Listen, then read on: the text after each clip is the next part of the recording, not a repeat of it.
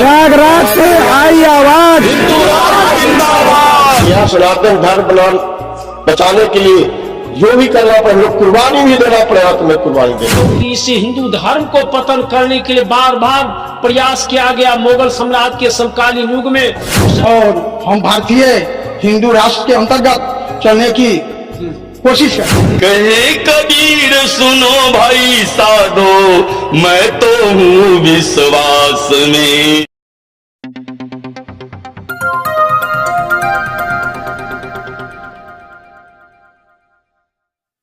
जय हिंद। आप देख रहे हैं G19 टीवी मानवाधिकार क्रांति।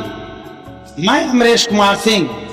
इस वक्त हम आए हुए हैं तीर्थ क्षेत्र प्रयाग, जहां की महाकुंभ के अवसर पर अमृत स्नान का आयोजन पिछले मकर संक्रांति से प्रारंभ हुआ है।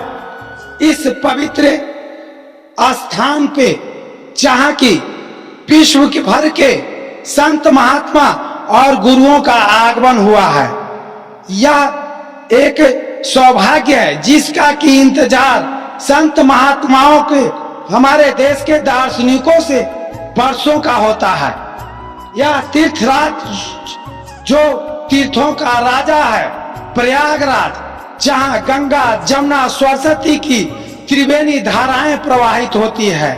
यहाँ पे अमृत रसपान करने के लिए हमारे देश के संत महान पीठाधीश्वर और हिंदू सत्य सनातन में आस्था रखने वाले लोग अपने सारे काम धाम छोड़ करके इकट्ठा होते हैं।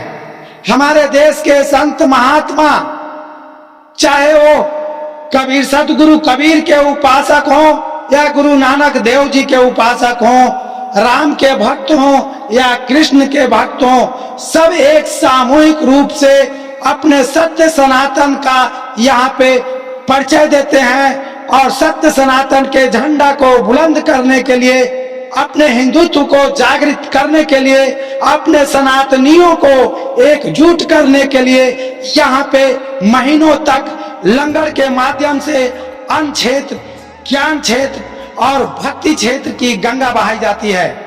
इस जगह पर आप देख सकते हैं, यह प्रयागराज तीर्थ क्षेत्र का कबीर नगर सेक्टर 15 का परिसर है। इस परिसर में विगत 1 महीनों से आचार्य महंत धर्मदास साहेब, अंतर्राष्ट्रीय अध्यक्ष सुइया गद्दी सिमरिया धाम बेगूसराय, जो बिहार की धरती से चल करके आए हैं और अपने कबीर पंथी समाज को, अपने सनातन समाज को एकता के बुलंदी और अपने सत्य सनातन को महसूस कराने के लिए यहाँ लगातार शिविर के माध्यम से सत्संग और भजन का आयोजन कर रहे हैं। इस संदर्भ में हम को जानने का प्रयास करते हैं कि हमारे महंत जी की क्या सोच है या किस तरह से अपने सनातनियों को एकजुट करना चाहते हैं और किस तरह से इनका सरकार के प्रति क्या विचार है। साहब आप बतलाएं, इस महाराज प्रयाग कुंभ में आप शिविर चला रहे हैं, इस शिविर के माध्यम से आप अपने देश के लोगों को और सरकार के बीच में क्या संदेश देना चाहेंगे? देखिए, देश को संदेश ही देने के लिए हम लोग सारे संत महात्मा एकत्रित हैं। यह भारत परंपरा प्राचीन काल से ही, सदियों से यह धर्म प्रधान देश रहा है। पूरे विश्व का यह गुरु भारत है और भारत में जो यह प्रयागराज है, सब तीर्थों का राजा प्रयागराज है, जहाँ गंगा जमुना सरस्वती तीनों धाराएं प्रभावित और यहाँ पर अमृत का वितरण हुआ है। इसीलिए भारत धर्म प्रधान देश है और हर संप्रदाय, हर मजहब के लोग, बड़े बड़े ऋषि महर्षि आकर 1 महीना यहाँ प्रयागराज क्षेत्र में लोग तपस्या करते हैं, भक्ति करते हैं और अन्य क्षेत्र जो है सभी संत महात्माओं को भोजन कराया जाता है और लोग अपना तपस्या यहाँ करते हैं और सनातन धर्म के ही अंदर ये सारे धर्म आते हैं। हमारा मूल्य जो है से सनातन धर्म है और इसी धर्म को बचाने के लिए संत सम्राट सदगुरु कबीर भी आज से 600 वर्ष पूर्व आए। जो हमारे वैष्णवी धर्म जो है, माला तिलक जनेऊ, ये जो हमारे हिंदू धर्म का प्रतीक है, इसको सदगुरु कबीर बचाए। जो मुसलमानी धर्म को जो है लोग बहुत चाहे वैष्णवी धर्म को पतन करने के लिए, जिस कारण सदगुरु कबीर साहब को 52 बार कसनी लिया गया और सदगुरु कबीर इस धर्म को, सनातन धर्म को बचाने के लिए सदगुरु कबीर साहब सूली पर चढ़ गए। आज कबीर नहीं होते तो सनातन धर्म नहीं बच पाता। इसीलिए देश का और राजनेता, प्रधानमंत्री, राजनीतिक दृष्टिकोण से सरकार को हम लोग चाहते कि जितने भी संत महात्मा हैं एकजुट होकर हम लोग सनातन धर्म को बचाने के लिए सरकार से भी आग्रह करते हैं कि आज सनातन धर्म नहीं रहता तो आज देश नहीं बच पाता, देश विखंड में बट पाते। क्योंकि इसी हिंदू धर्म को पतन करने के लिए बार बार प्रयास किया गया। मुगल सम्राट के समकालीन युग में मुसलमान लोग बड़ी प्रयास करके कितने साधु सन्यासियों को कुर्बानी होना पड़ा, कितने साधु संत सन्यासी मारे गए और साधु लड़कर और इस सनातन धर्म को बचाए रक्षा किए। इसीलिए हमारे संत महात्माओं का सरकार की तरफ से मांग है कि हमारा जो हिंदू धर्म है, जो सनातन धर्म है, यह बरकरार रहे और संत महात्माओं को पीछे सरकार को भी योगदान रहना चाहिए। क्योंकि संत महात्मा का कोई वेतन नहीं है, कोई दरमाहा नहीं है, घर परिवार त्याग करके संन्यास धारण करके सारे जीवन संकल्प लेकर देश और समाज दुनिया को हित कल्याण के लिए साधु सन्यासी वैराग्य धारण करते हैं। इसलिए सरकार को भी चाहिए कि साधु संत को पीछे और सनातन धर्म को पीछे खर्च करे। क्योंकि जो सनातन धर्म को रक्षा करने वाला साधु सन्यासी संत महंत मंडलेश्वर ही हैं। बहुत बहुत धन्यवाद साहब, आपने बहुत ही उत्कृष्ट और ओजस्वी और सही मार्गदर्शन दिया है। सरकार को भी आपने अपने संदेश के माध्यम से चेता दिया है और फिरंगियों को भी चेता दिया है कि अगर भारत में रहना है तो वंदे मातरम कहना होगा। हमारे बीच में एक विद्वान गायक है, हम चाहेंगे कि 2 शब्द गायकी के रूप में। सतगुरु कबीर साहब कहते हैं, मोह को कहाँ ढूंढो रे बंदे, मैं तो सदा तेरे पास में।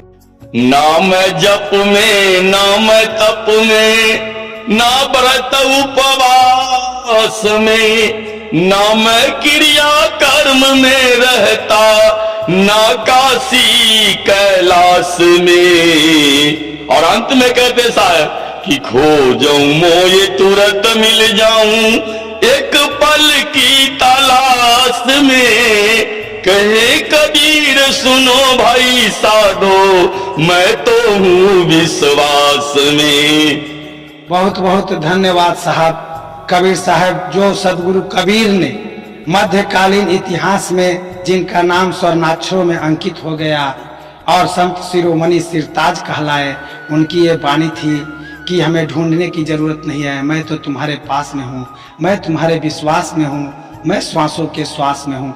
इसी तरह से हम संत अशोक दास जी जो बिहार की धरती से आकर के चले हैं, मैं इनका जानने का प्रयास करते हैं। आप हिंदू राष्ट्र की यहाँ पे मांग हो रही है, क्या कहना चाहिए? हिंदू राष्ट्र का मांग तो जरूरी है, क्योंकि आने वाला भविष्य हमारे भारत के लिए बहुत बड़ी क्षति होने वाली है।